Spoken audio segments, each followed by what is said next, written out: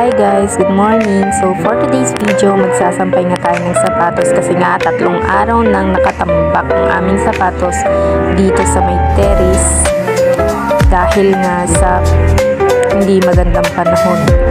So ngayon, umaraw na. So thankful tayo kay God.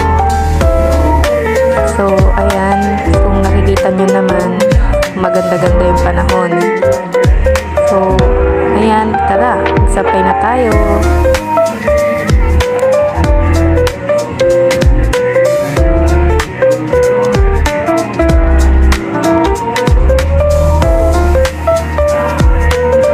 So ayan, umagang-umaga nga, diba? So yun yung ginagawa ko.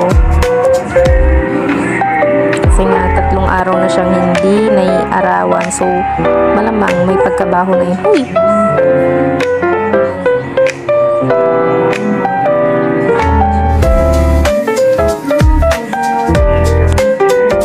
Ayan, uy, dyan pa pala yung kapatid ko. Akala ko pumasok na. So, ayan o, diba? Ganda ng panahon. So, ayun nga pala yung kapatid ko. Hinihintay niya yung kasama.